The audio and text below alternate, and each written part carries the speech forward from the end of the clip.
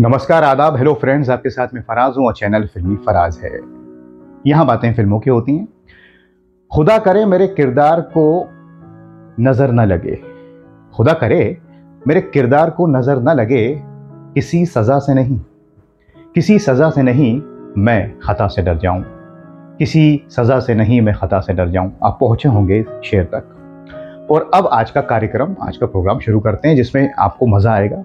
मजा इसलिए आएगा क्योंकि आज दो दोस्तों का जिक्र होगा।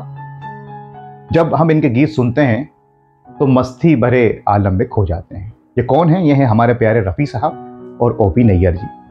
दोस्तों, इन दोनों का नाम आते ही कश्मीर की कली याद आती है। एक मुसाफिर, एक हसीना, नया दौर, CID और बहुत सी फिल्में। दिल की आवाज़ भी सुन मेरे फसाने पे न जा।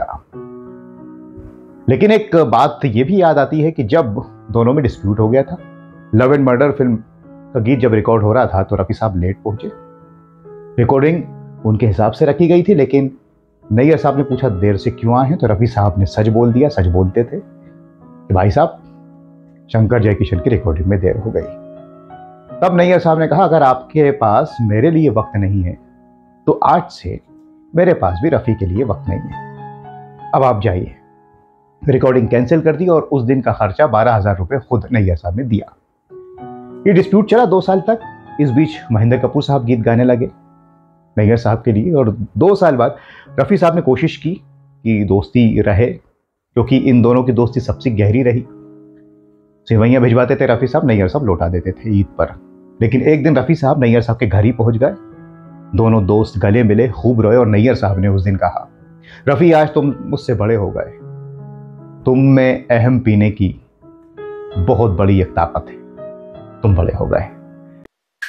जाने क्यों हमारे दिल को तुमने दिल नहीं समझ, जमाने की आंखों ने देखा है रो सदा अप जुल्फों को हटा ले चेहरे से। ओए कौन परदेसी तेरा दिल ले गया, मोटी मोटी अखियों में आपके हसीन रुख से आज नया नूर। तो हमने लाख हंसी देखे हैं, तुम सा नहीं देख। इस दिन गाए गीत मिलन के मन मोराबा। झील सी नीली आंखें, कोई राज है इनमें गहरा, तारीफ करूं क्या मत में आपकी हुजूर, फिर वही दिल लाया। आना है तो आरा, हमें कुछ फेर नहीं है। दोस्तों, यहाँ ये भी बता दें कि नैयर साहब जिससे भी भिड़े, जिससे भी लड़ाई हुई, चाहे वो लता जी हों, मजरू साहब हों, साहिर साहब हों, या खुद उनके घर वाले, फिर कभी नैयर साहब ने पलट कर नहीं देखा। रफ़ी साहब ही एक ऐसे रहे जो बाद में ये दोनों फिर से दोस्त हो गए। बाद में लोग पूछते भी थे नैयर साहब से कि रफ़ी साहब से आपकी जो लड़ाई हुई, फिर महेंद्र कपूर साहब आपने गीत गवाए, इस पर आप कुछ कहेंगे? तो नैयर साहब खुद को कोसने लगते हैं कि मुझसे बहुत बड़ी गलती हुई, खास करके रफ़ी जैसे एक नेक दिल इंसान का मैंने दिल तोड़ा, इसका उन्हें अफसोस था। तो ये एक बात जो आपको मालूम भी होगी, मैंने कुछ और उस पर रोशनी डाली। दोस्तों, आज आपको ये भी बताऊंगा वो कौन सी फिल्म थी जिसमें नैयर साहब अड़ गए कि रफ़ी साहब ही गाएंगे, और उस फिल्म के गीत क्यों बहुत मशहूर होते होते रह गए। बाज फिल्म के लिए रफ़ी साहब ने मेरे ख्याल से पहली बार नैयर साहब के लिए गाया, उसके बाद फिर गाने लगे। और लोग ये भी मानते हैं कि जो शौक़ी, जो लचीलापन और जो एक छेड़छाड़ रफ़ी साहब को नैयर साहब ने दी, उसके पहले वो इतनी नहीं थी, चाहे वो नौशाद साहब हों, SG बर्मन साहब हों। फिर CID देखिए, आर पार, फिर नया दौर, फिर तुम सा नहीं देखा। और दोस्ती ऐसी दोनों की कि मुसाफिर खाना फिल्म हो या फिर श्रीमती 420 में रफ़ी साहब ने कोरस में गा दिया। शमशाद जी गा रही हैं, गीता जी गा रही हैं, और रफ़ी साहब खड़े हैं खाली कोरस में, हु हा। अगर चाहते तो रफ़ी साहब कह देते हैं नैयर साहब से कि भाई किसी कोरस को ले लीजिए। दोस्ती इतनी थी कि खड़े हो गए चुपचाप और गा दिया। नैयर साहब ने भी दोस्ती कैसी नहीं भाई, बसंत फिल्म में तकरीबन सारे ही गीत रफ़ी साहब की आवाज़ में दोस्तों रिकॉर्ड कर दी है। ऐसा रहा। एक और बात आपको बताता हूँ, फिल्म रागिनी, जिसमें किशोर कुमार साहब थे, मन मोरा बावरा रफ़ी साहब ने गाया। अशोक कुमार साहब फिल्म बना रहे थे, किशोर जी को पता चला कि रफ़ी साहब गा रहे हैं गाना, तो गए नैयर साहब के पास कि मैं गा देता हूँ। नैयर साहब ने कहा नहीं, रफ़ी साहब गाएंगे, क्लासिकल है। किशोर दा अशोक कुमार साहब के पास गए। अशोक कुमार इंसाफ पसंद इंसान, तो उन्होंने कहा नहीं, जो नैयर साहब कहेंगे वो होगा। लिहाजा किशोर दा के लिए ये गीत रफ़ी साहब ने गाया, मन मोरा बावरा। और भी गीत गाए, लेकिन रागिनी, हालांकि यहाँ तो फिल्म अशोक कुमार साहब की थी, लेकिन आप देखिए उस जमाने में परफेक्ट काम के लिए क्या किया जाता था। तो नैयर साहब ने जो कह दिया वो कह दिया। अशोक कुमार साहब ने कहा नहीं, नैयर तो किसी की सुनेंगे। दोस्तों ये एक बात रही। अब वो बात जो फिल्म का मैंने जिक्र किया कि उसके गीत बड़े मशहूर होते होते रह गए, वो थे है दो उस्ताद, राज कपूर साहब, मधुबाला, शेख मुख्तार साहब की ये फिल्म, इसमें ओपी नैयर साहब का संगीत। अब साहब जब राज कपूर साहब को संगीत सुनाया नैयर साहब ने, तो राज कपूर साहब उछल पड़े कि बड़ा अच्छा संगीत है, एक काम कीजिए मुकेश की आवाज़ में इसको रिकॉर्ड कर दीजिए।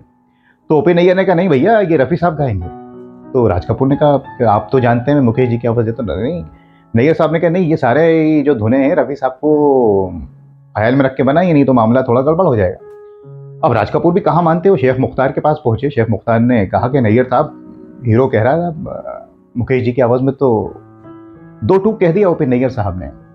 शेख मुख्तार साहब, अगर आपको इनकी या दूसरे सिंगर्स की आवाज़ लेनी है मुझे कोई दिक्कत नहीं है, सब अच्छा गाते हैं, लेकिन मैं ये फिल्म छोड़ रहा हूँ। अरे साहब, फिर हुआ ये कि नैयर साहब की चली और रफ़ी साहब ने गीत गाया। वल्ली नाका और बहुत से गीत हैं राज कपूर साहब के लिए कम गाए हैं, लेकिन ये फिल्म में शामिल हो गई जो रफ़ी साहब ने राज कपूर साहब के लिए गाए हैं। अब मैंने आपसे कहा था इस फिल्म के गीत बहुत मशहूर अलग तरह के थे, रॉक एंड रोल एक अलग तरह का एक्सपेरिमेंट किया नैयर साहब ने। लेकिन हुआ ये कि ये आता है कि एक बड़े एक्टर ने अपने कैंप के संगीतकार के साथ मिलकर इस फिल्म के गीतों को ज़्यादा मशहूर नहीं होने दिया, मतलब रेडियो पे ज़्यादा प्ले नहीं होने दिया। ये बाद में नैयर साहब को पता चला, जब उन्होंने कोशिश की कि रेडियो पे इसके गीत आएँ, तब तक बहुत देर हो चुकी थी और मामला निकल चुका था। इस बात का मलाल नैयर साहब को रहा कि इसमें मेरा अलग तरह का म्यूज़िक था, अलग तरह का एक्सपेरिमेंट उन्होंने किया था रफ़ी साहब की आवाज़ में, रॉक एंड रोल किस्म का। ये एक बात रही। तो इसमें आपको पता चलता है कि नैयर साहब और रफ़ी साहब की दोस्ती दोस्तों कैसी रही।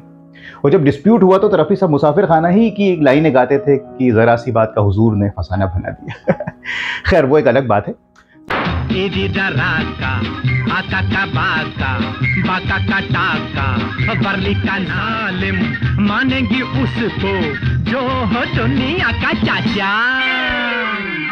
दोस्तों यहाँ इस बात का जिक्र करना भी ज़रूरी है कि जब 70 के दशक में सारे संगीतकारों के ऊपर एक दबाव था, डिमांड थी एक्टर्स की कि किशोर दा की आवाज़ ली जाए, तब ओपी नैयर साहब वैसे तो कभी ऐसा नहीं करते थे, लेकिन उनको भी करना पड़ा क्योंकि भाई वक्त की जो डिमांड होती है, जैसे कि फिल्म एक बार मुस्कुरा दो में उन्होंने किशोर दा की आवाज़ को लिया है, कितने उसके गीत मशहूर हुए ये कहने की ज़रूरत नहीं।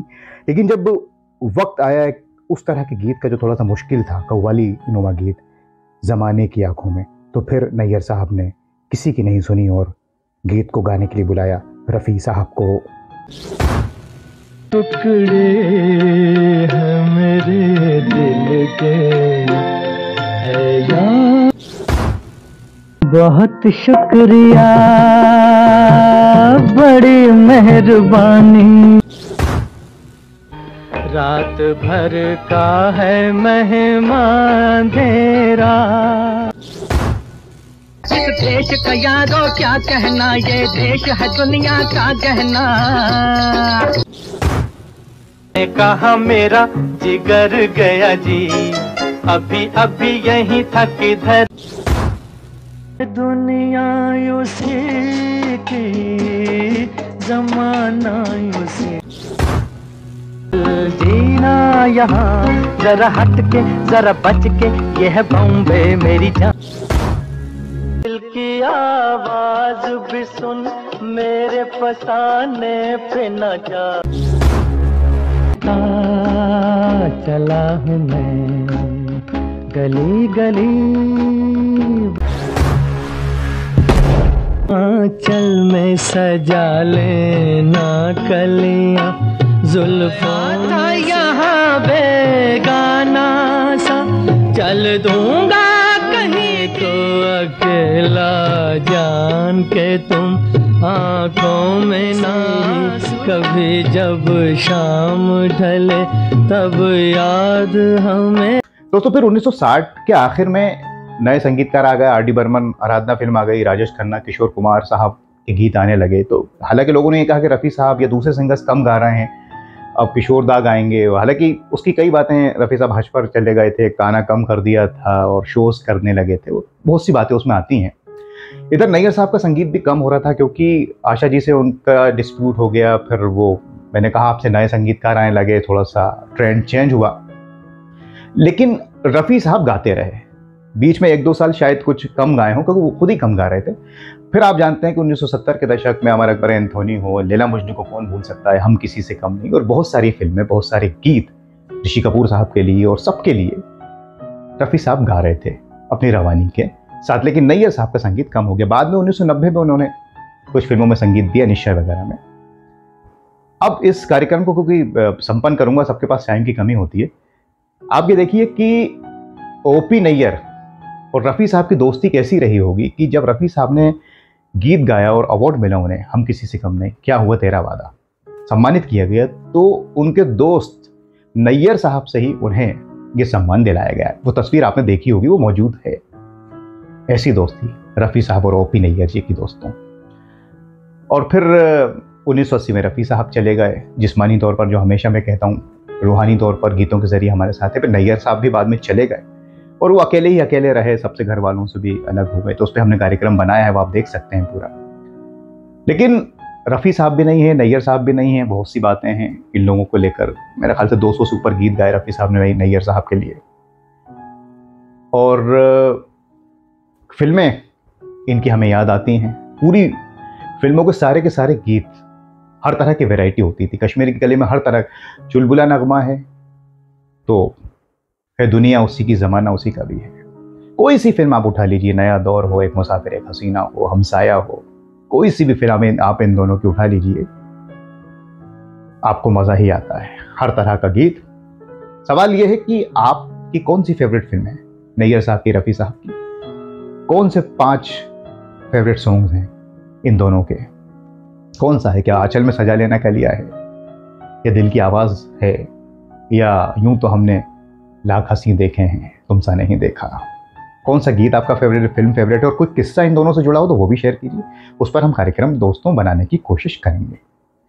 तो अब मैं चलता हूँ, कोई और रिसर्च करूँगा, प्रोग्राम आपके लिए लेकर आऊँगा। आप हमें कमेंट्स कीजिए, प्यार दीजिए, और अगले कार्यक्रम तक के लिए अपना ख्याल रखें। अब आपका दोस्त फराज चलता है, फिर हाजिर हो जाऊँगा। नमस्कार, खुदा हाफिज़।